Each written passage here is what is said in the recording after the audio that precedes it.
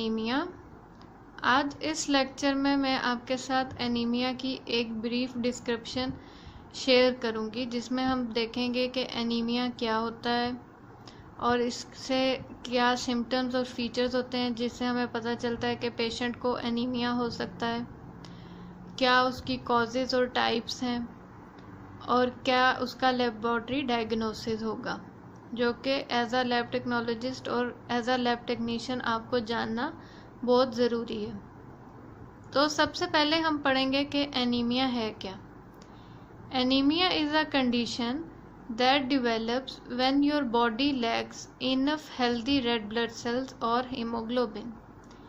Anaemia एक ऐसी condition है जो कि बॉडी में कब होगी, जब बॉडी जो है, ह्यूमन बॉडी जो है, वो हेल्दी आरबीसीज़ को नहीं बना सकेगी या फिर उन हेल्दी आरबीसीज़ में हीमोग्लोबिन प्रोडक्शन जो है वो नहीं हो रही होगी। तो ऐसी कंडीशन को हम एनीमिया बोलते हैं, या हम इसको इस तरह भी डिफाइन कर सकते हैं कि anaemia is a red blood cell disorder. It occurs when the concentration of haemoglobin falls below what is normal for a person age, gender and environment, resulting in the oxygen carrying capacity of the blood being reduced। कि anaemia जो है वो एक ऐसा disorder है किसका, red blood sales का, जिसमें क्या होता है कि हीमोग्लोबिन की मिकदार जो है वो कम हो जाती है, जो कि चाहिए होती है नॉर्मल हर पर्सन की एज के लिहाज से, जेंडर के लिहाज से और इन्वायरमेंट के लिहाज से।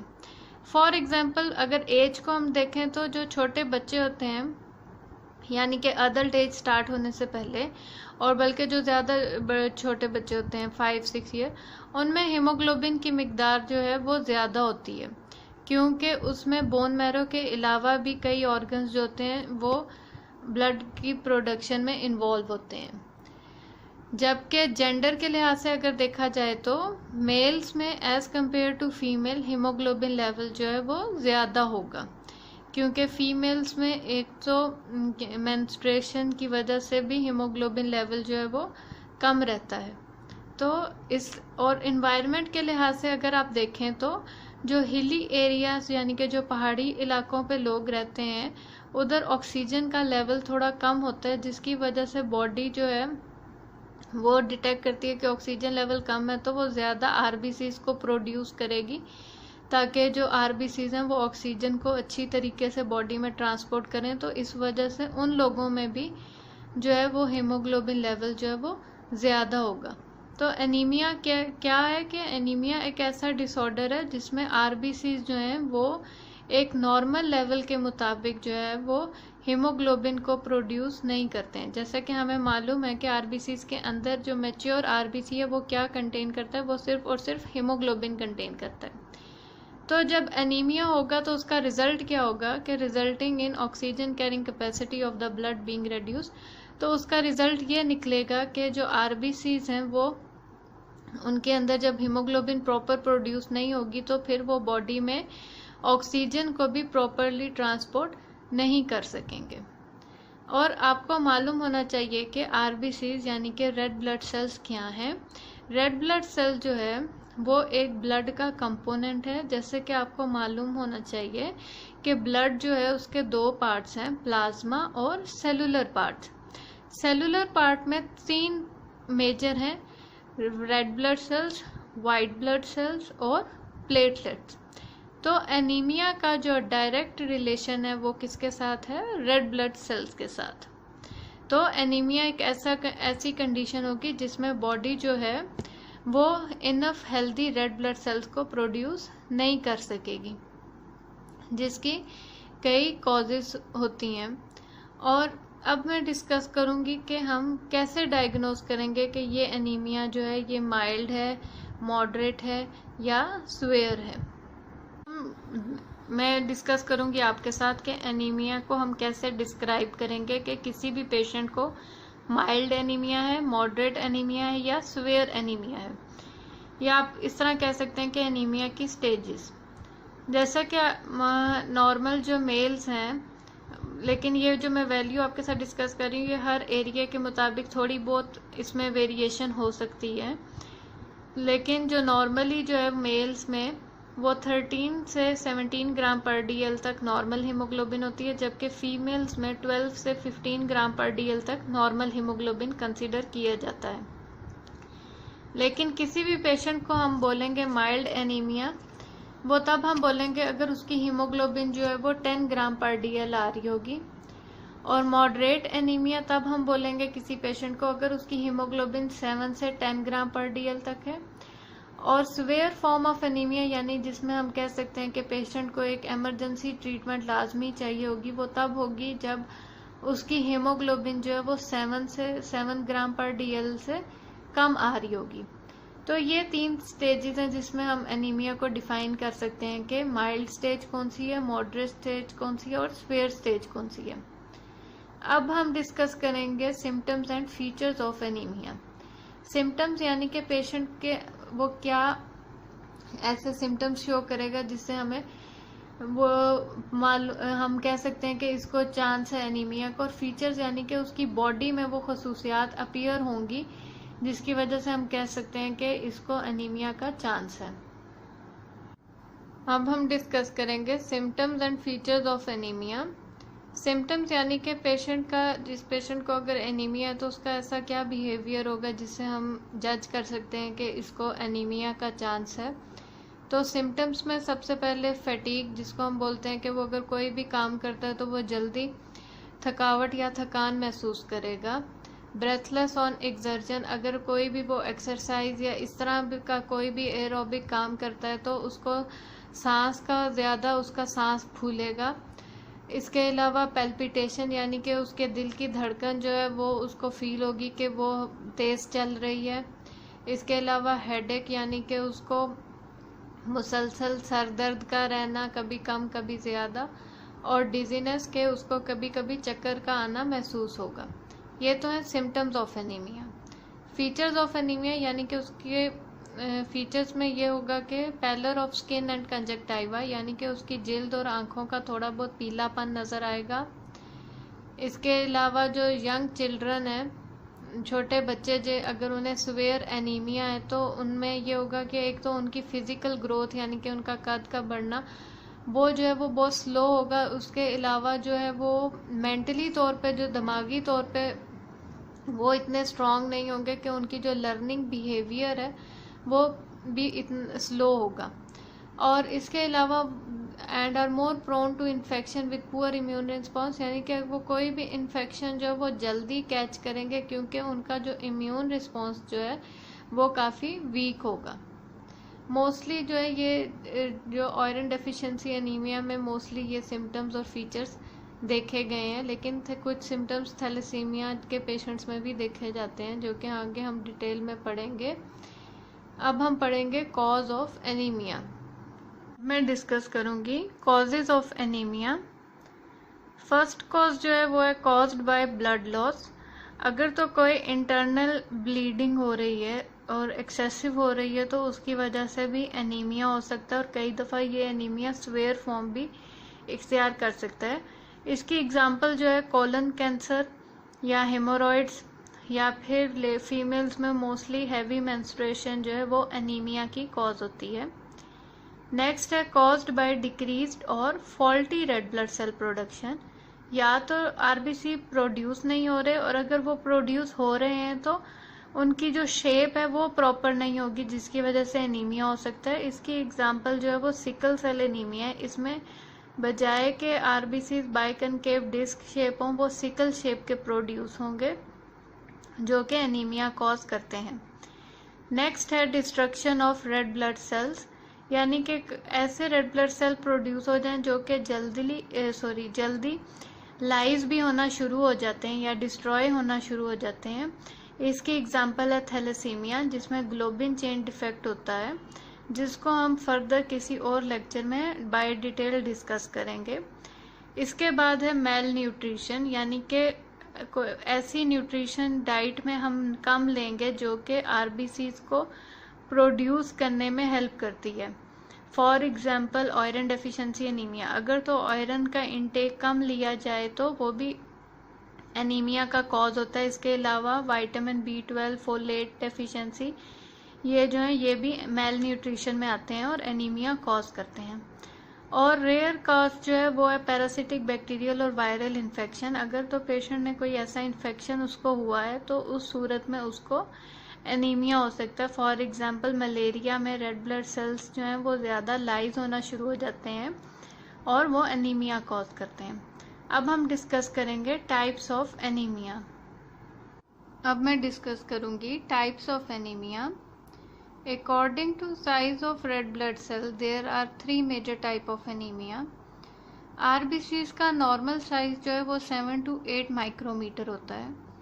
तो इस साइज के मुताबिक एनीमिया जो है वो 3 मेजर टाइप्स में क्लासिफाइड होता है, यानी कि अगर साइज छोटा होगा तो कौन सा एनीमिया, अगर साइज ज़्यादा होगा तो कौन सा एनीमिया, और अगर साइज सेम ही है तो कौन सा एनीमिया होगा। तो 3 टाइप्स कौन सी हैं? माइक्रोसिटिक एनीमिया, नॉर्मोसिटिक एनीमिया और मैक्रोसिटिक एनीमिया। माइक्रोसिटिक एनीमिया क्या है कि microcytic anaemia, if red blood cells are smaller in size than normal, this is called microcytic anaemia. The major types of this anaemia include iron deficiency and thalassaemia. अगर RBCs का size normal size से कम है, almost mean 7 या 6 microlitre से कम है, micrometer से कम है, तो वो एनीमिया जो है माइक्रोसिटिक एनीमिया होगा। और माइक्रोसिटिक एनीमिया की जो मेजर टाइप्स हैं उनमें आयरन डेफिशिएंसी एनीमिया और थैलेसीमिया इंक्लूड है। उसके बाद है normocytic anaemia. If red blood cells are normal in size but less in amount, this is called normocytic anaemia. That includes chronic disease और anaemia related to kidney disease. अगर तो RBCs का size normal है लेकिन उनकी amount जो है यानी कि मिकदार जो है वो बॉडी में कम है तो वो नॉर्मोसिटिक एनीमिया है। इसकी मेजर कॉज क्रॉनिक डिजीज जैसे कि हेमोराइड या कोलन कैंसर, जो कि इंटरनल ब्लीडिंग हो रही हो अगर कंटिन्यूसली, तो वो नॉर्मोसिटिक एनीमिया होगा। इसके अलावा अगर कोई किडनी डिजीज़ जो कि एरिथ्रोपोइटिन, जैसा कि आपको मालूम है कि एरिथ्रोपोइटिन जो है वो आरबीसीज प्रोडक्शन यानी कि रेड ब्लड सेल की प्रोडक्शन के लिए ज़रूरी है, तो अगर वो भी नहीं बन रही होगी तो आरबीसीज या रेड ब्लड सेल जो है वो कम प्रोड्यूस होंगे, तो वो टाइप जो है वो नॉर्मोसिटिक एनीमिया होगी।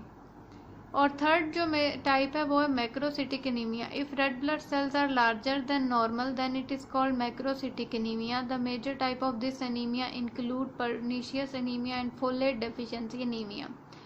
अगर तो आरबीसीज का साइज नॉर्मल साइज से ज़्यादा है यानी कि मोर देन 8 से 9 माइक्रोमीटर से ज़्यादा साइज है तो वो मैक्रोसिटिक एनीमिया होगा।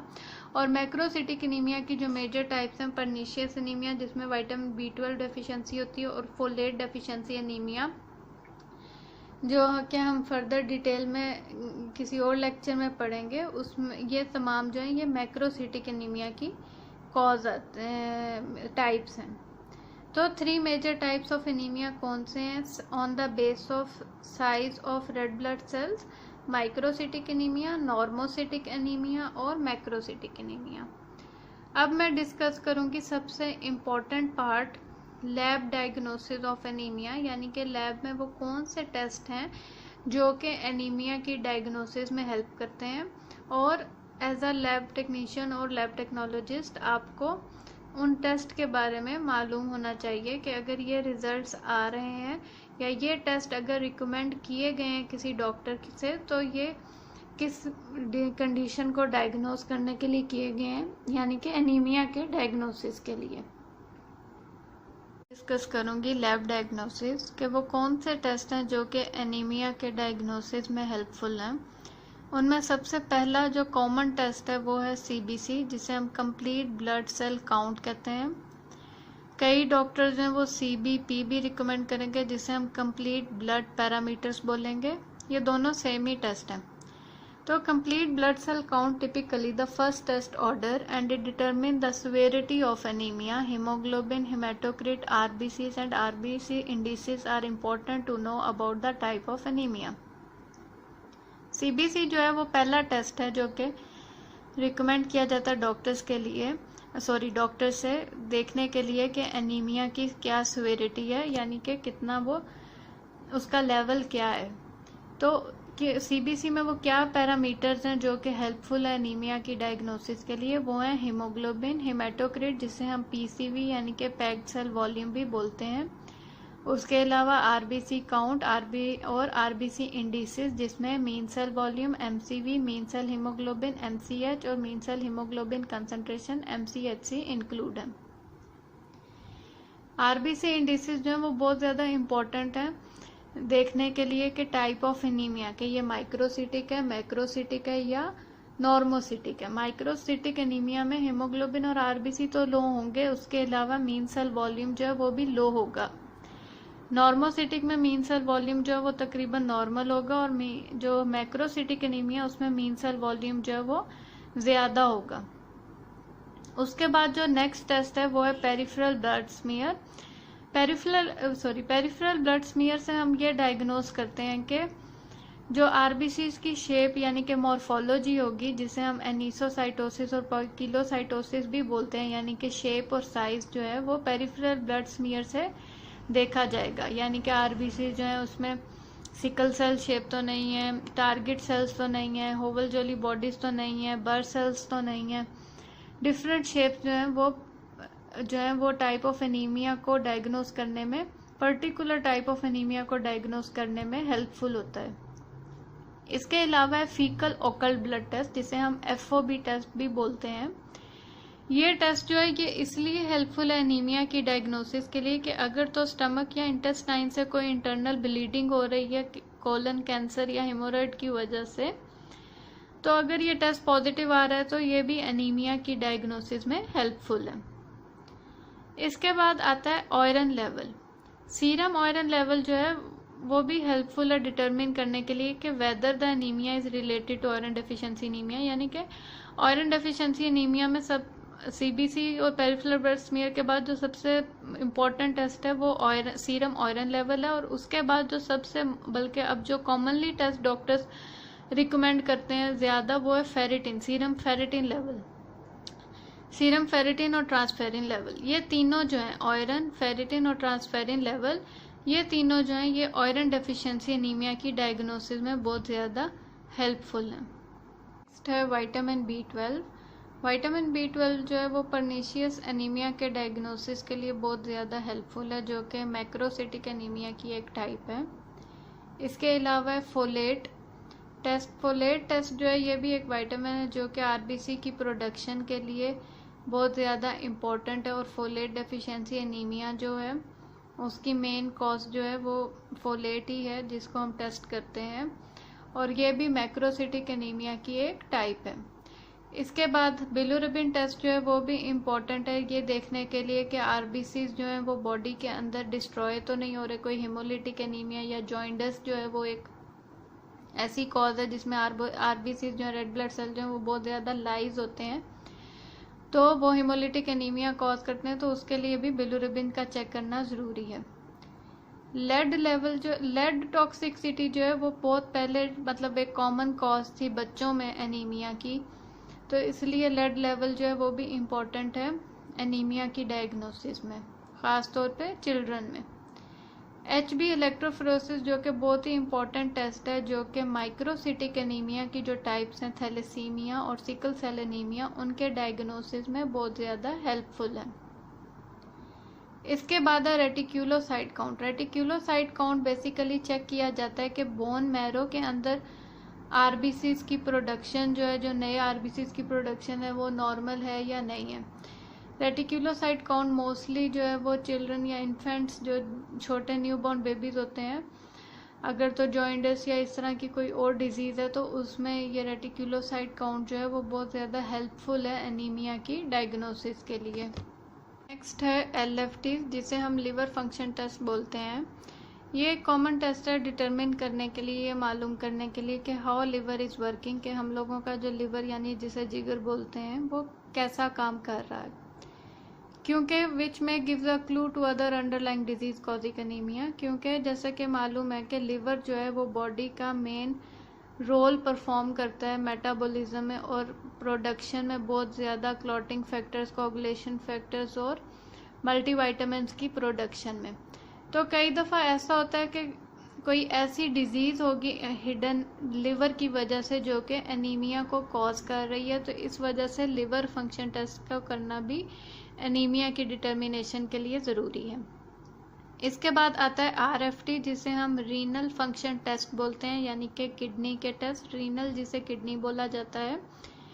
ये हेल्प करते हैं डिटरमिन करने के लिए कि एनी किडनी डिसफंक्शन एग्जिस्ट, या कोई ऐसा प्रॉब्लम तो नहीं है जिसकी वजह से किडनी जो है वो प्रॉपर काम नहीं कर रही, क्योंकि kidney failure can result in erythropoietin deficiency that lead to anaemia. क्योंकि किडनी जो है वो एरिथ्रोपोइटिन प्रोड्यूस करती है, जो कि बहुत ज़्यादा हेल्पफुल है RBC रेड ब्लड सेल की प्रोडक्शन के लिए। तो अगर किडनी कोई फेलियर होगा तो एरिथ्रोपोइटिन डेफिशिएंसी होगी, जिसकी वजह से वो एनीमिया कॉज करेगा। तो RFT जो है वो भी इम्पॉर्टेंट है एनीमिया की डायग्नोसिस में। और लास्ट में आता है bone marrow biopsy. Bone marrow biopsy क्या डिटरमिन करता है कि प्रोडक्शन ऑफ RBCs, के RBC जो है वो प्रोड्यूस हो रहे हैं या नहीं। लेकिन बोन मैरो बायोप्सी जो है ये कॉमन टेस्ट नहीं है, ये उसी टाइम होगा when a bone marrow problem is suspected, जब आप एक तमाम टेस्ट कर चुके हैं और फिर भी आपको एंड पे कोई डाउट होगा, तो यानी कि वो लास्ट सस्पेक्शन ये होगी कि bone marrow either RBC produce कर रही है या नहीं। तो एट द लास्ट स्टेज जो है वो बोन मैरो बायोप्सी जो है वो परफॉर्म किया जाता है। ये कॉमन टेस्ट नहीं है, ये एक स्पेशल टेस्ट